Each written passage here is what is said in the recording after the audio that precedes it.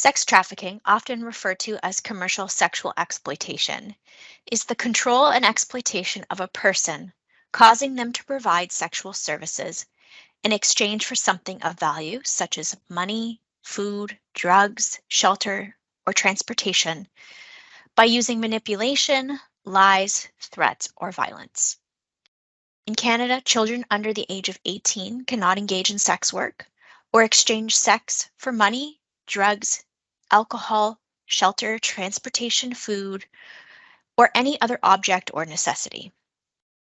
Many people are likely familiar with the concept of pimping, given its representation in pop culture and the media in the 90s and 2000s.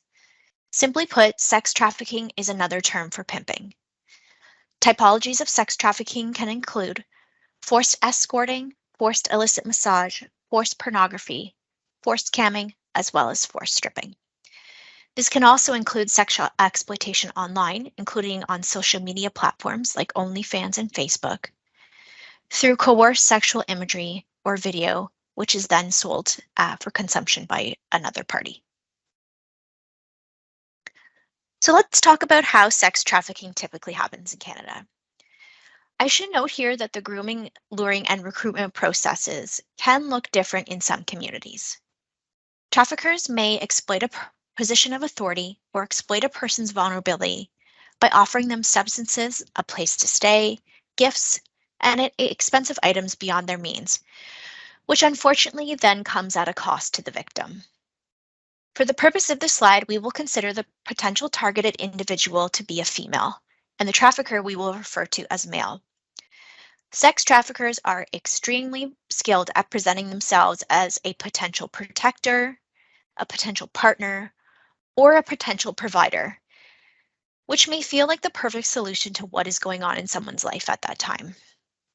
This is the most common scenario that we see, which is the boyfriend trafficker, or also known as the Romeo pimp.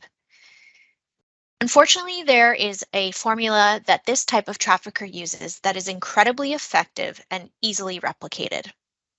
On this slide, you'll see the typical stages of grooming and exploitation. On the far left, in the luring stage, traffickers are looking typically for young people who have more obvious and outward signs of being at risk.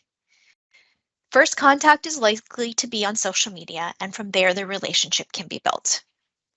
Then, in the grooming and gaming stage, traffickers may be love bombing someone with the intention of compiling information about the victim.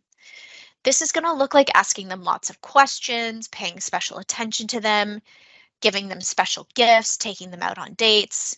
In this stage, traffickers may be trying to find out what is missing in that person's life and then really trying to fill that need. For example, if it's a runaway youth, do they need a place to stay, or are they looking for belonging? By providing or filling that need, the trafficker is really trying to ensure that the victim becomes dependent on the trafficker and really enmeshes themselves in that person's life. As the relationship develops, the trafficker may slowly start to alienate the victim away from their community of supports, from family and from trusted persons. During the manipulation and coercion stage of this process, the trafficker may use those tactics of force, threats, violence, and deception. Here, the trafficker may start to be hot and cold with their attention or affection. This is done to keep the victim on edge and willing to do whatever they can to keep the relationship in that honeymoon phase. At some point, the trafficker will ask the victim to do sexual things with them or others, or maybe they will be asked to repay the things that were given to them or the money that's been spent on them. Perhaps it's propositioned as a way for the couple to maintain their new lifestyle together or to earn money for their future. The trafficker may also tell the victim that something bad will happen to them or their loved ones if they don't do what the trafficker wants. Once the victim has engaged in this first sex act, these steps are typically complete, and the trafficker can then use regular threats of violence and blackmail to keep that person compliant. Traffickers are incredibly opportunistic, and they use a variety of recruitment methods and locations to target potential victims. Recruitment can come in the form of a fake job posting on social media. We know there's peer-to-peer recruitment happening in schools and in-person recruitment happening in shelters and other institutions. But really, social media has made the recruitment process much more efficient as traffickers can now put out digital feelers and target multiple individuals at one time. We also know that female to female recruitment is incredibly challenging and complex to tease apart, as oftentimes in these situations, a young person who was once a trafficking victim themselves becomes a recruiter on behalf of the trafficker as a means of survival. As I mentioned earlier when discussing risk factors, simply belonging to certain groups can make someone more at risk for being targeted by traffickers. And this is especially true for Indigenous women and girls and Two-Spirit persons. Canada has a long history of exploiting Indigenous women and girls dating back to early European colonization. This history and its ongoing legacy is still very well hidden in Canada. Prior to contact with European settlers, Indigenous peoples regarded gender as fluid and non-binary, and European concepts of gender norms and power dynamics simply did not exist. Historically, slavery was one of the ways that the value and use of Indigenous peoples was determined by white male settlers. The Native Women's Association of Canada states that historically, Indigenous women have been positioned as inherently less valuable and more available than non-Indigenous, non-racialized bodies. The violence experienced by women who are exploited, trafficked, or who identify as sex workers is not separate from colonial violence, but is a central part of it. As a result of this ongoing colonialism, discrimination, and institutionalized racism, Indigenous women, girls, and Two-Spirit people are less likely to have equitable access to social supports and services, which puts them at a greater risk for being targeted by traffickers. There is also no denying the intersection between the epidemic of missing and murdered Indigenous women and girls and Two-Spirit persons and the issue of human trafficking.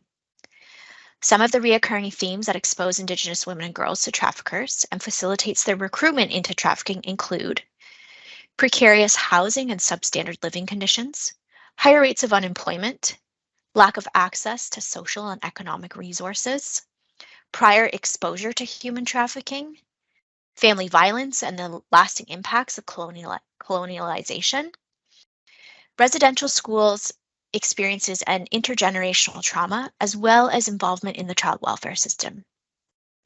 Increasingly, advocates are challenging the existing dominant frameworks and colonial narratives that erase Indigenous peoples, that mislabel them as minorities, and portray the exploitation of Indigenous women and girls and gender diverse peoples through a lens of criminalization. Next, we're going to talk about some of the general indicators of sex trafficking. However, it's important to note that every survivor is unique and each trafficking situation is unique. And so a one-size-fits-all approach to understanding red flags of trafficking is really not helpful.